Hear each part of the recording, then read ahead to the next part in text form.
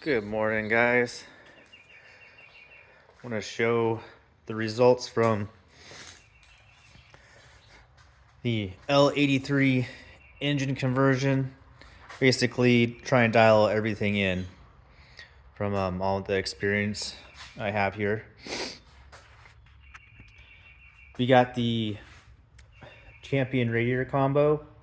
I'm selling these in 2-core or 3-core. 2-core does fine, but there's plenty of room to do a 3-core, so I'm gonna start selling those for people that want that. I got the swap time accessory drive. I got the flex shift cable kit down there, and I don't know why, Betty, why do you need a cage? Weirdo. We're using ICT billet adapter plates, the small block Chevy to LT adapter plates. They're running the stock clamshell mounts down there and running a 2021 oil pan off of V8s. It's a different design. And then good news, we got the intake. This is a cold air intake SL as well. This is a 3.5-inch tube. This is actually not an LT2 intake. This is a truck intake. That just resting on there for now. I'm testing the difference on several things. First off, this tune is completely stock for the most part, meaning like your mass airflow calibration, timing tables, everything is stock. DTCs that need to be disabled are removed and everything. I'm testing to make sure the mass airflow placement, everything's happy, and it's incredible. The mass airflow calibration is dead on to factory specs, and that's critically important.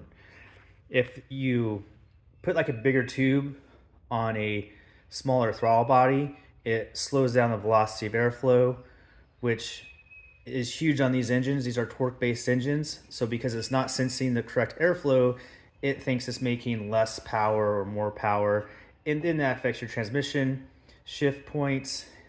It affects timing at all times, even affects how open this throttle blade is. So it's critically important. These make plenty of power, and what I've found out is just leave them alone for the most part. Leave it completely stock, drive it, enjoy your vehicle. If down the road you think you want more power, you cam it or something like that, but it's just not, to me, it's not worth the headache. This thing drives amazing. It has so much torque, and I'm just really happy with it. This is running the 8-speed transmission. Trying not to run over the dog.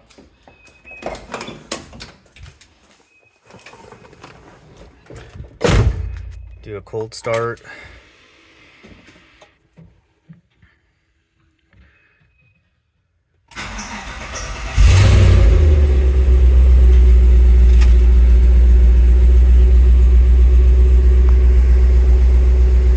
Yesterday I got the exhaust installed, basically meaning I just had to have it reconnected because the engine, we use different mounts and things like that, so they had to rework just the first couple feet, and then I used different manifolds.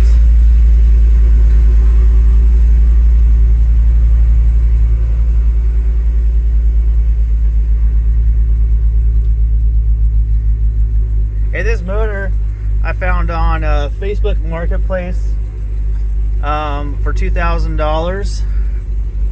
Pretty budget oriented. There's actually a guy you knew. He has a bunch of C10s. I think he got it on a trade or something like that. He uses carburetors, and I think he uses EFI, some of the aftermarket kits, but he hasn't done too many swaps.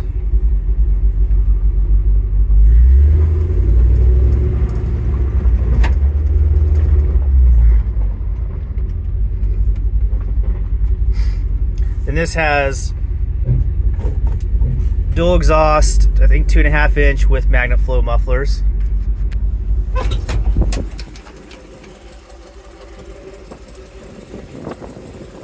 What I don't like is the exhaust dumping out by the axle. That has to happen when you have a fuel tank underneath there. Problem is that exhaust noise hits the ground, bounces around, makes it a bit louder. So I'm going to pull out this rear tank, get rid of that, go back to factory tanks, because I already have, you know, gas caps on both sides of the bed. I got the dual tank switch. I want to make all that work again. And then when I go to a gas station, I can fill up like a normal human being. Right now I have to flip up this mat and crawl back there and fill it up. That's ridiculous. And then I can run exhaust out the back.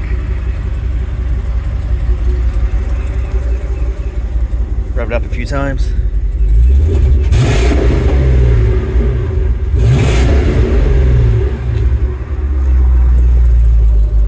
The throttle on these, when you rev them up, they're not super responsive. That's just part of the torque management system. It's controlling power. But when you drive it, very responsive.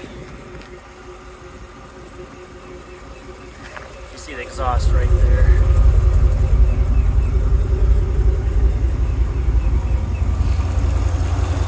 Plenty of clearance. If you get these, what are these called? These are from Holley.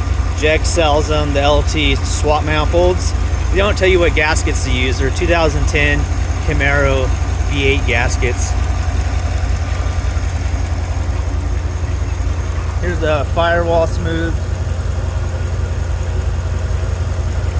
So I'm gonna work on the AC lines. You wanna run them close to your fender well. Have it go underneath your battery, next to your compressor and condenser.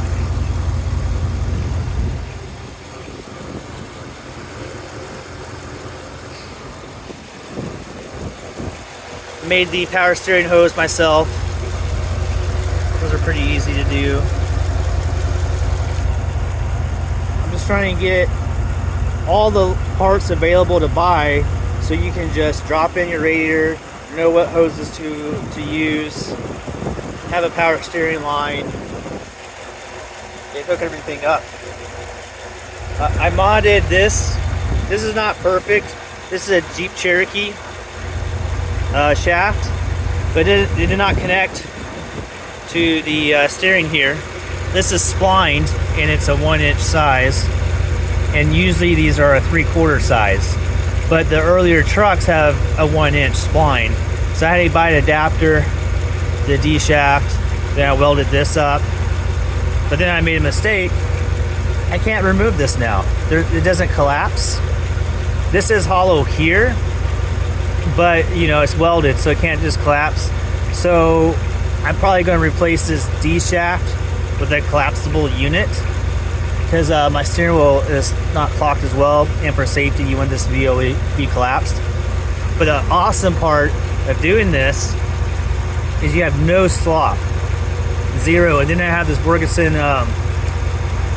gearbox, and it is amazing. Hands down, one of the first mods you should do to your truck. It drives so nice with this box.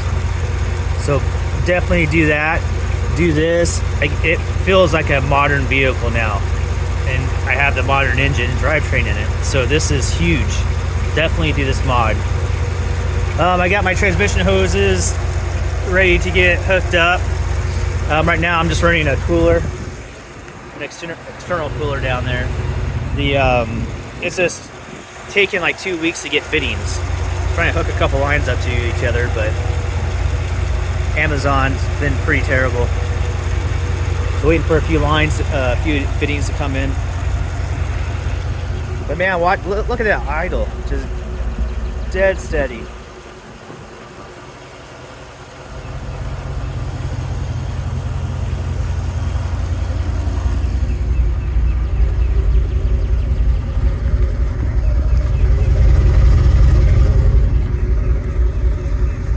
Really happy with it.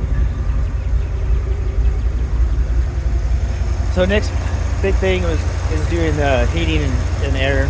So I kind of enjoy doing that actually. So I'm running a 2021 compressor, the LS3 adapter block. That throws the line straight forward. Your number 10 line will go here. So I'm just going to run that forward underneath the battery and along here. Your number 6 line will go to your condenser and dryer. So that's going to run here along the fender and make its way out there. Made a little bracket here to make sure this intake doesn't touch this pulley right there. Made it out of aluminum, but steel, I think steel would be better. The aluminum's too soft, or it needs to go up a few gauges in size. That's a pretty easy thing to do.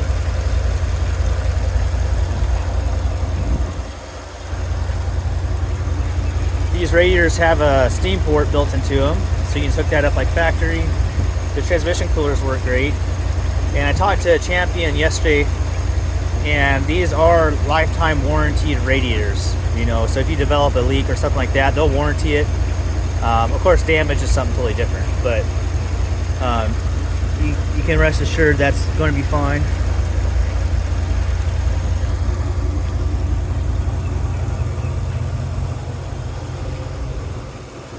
What else to go over? I don't really know. I'm waiting for some rubber pieces to come in for the bottom of the radiator, and then I'm working on my mount up here. This is going to rub, or is rubbing against the core support, and that's going to rub a hole in the radiator. So you don't want that. So waiting for the factory rubber pieces to come in, make a better mount for that.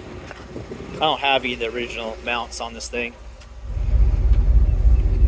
The gauges that are working. Got the control panel hooked up for the AC. Had to extend all the wires. They're way too short for some reason. Not sure what's up with that vintage air. Had to extend about 15 wires. Luckily I'm a wiring guy and I can do all that pretty easily. And then I made 3D printed adapters to take these big openings, or I should say what do you call those? The AC outlets and stuff.